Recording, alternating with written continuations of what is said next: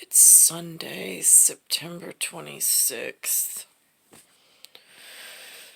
I'm just sitting here thinking,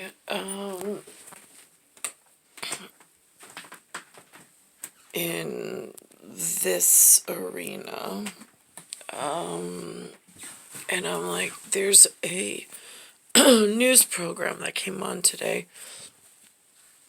on the television.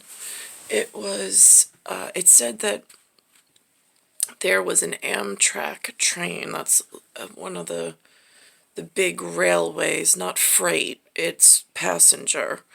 It's called Amway? No, Amtrak, I think it's called.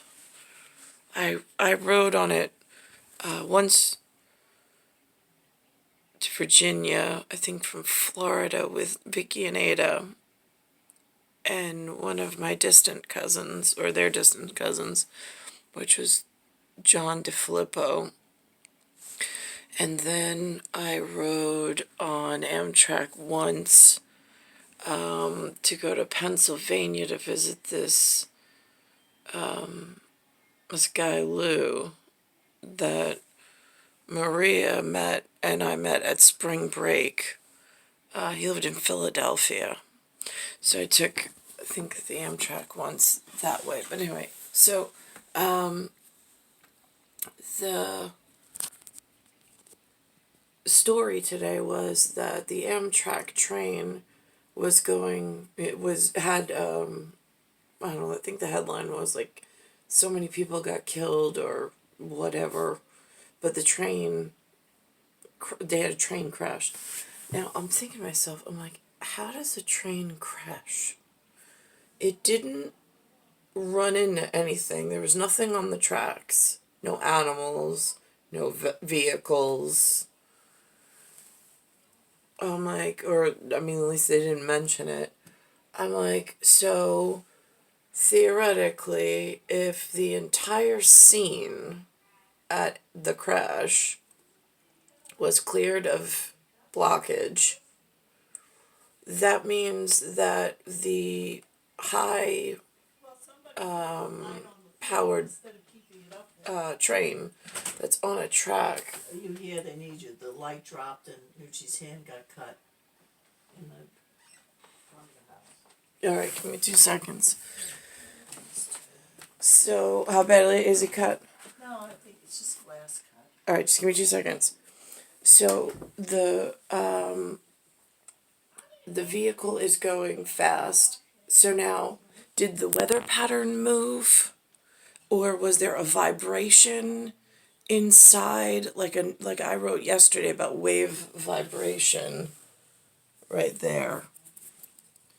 I also wrote about lice with this during this time period, which I know Albania and ancient Greece had a war over this already.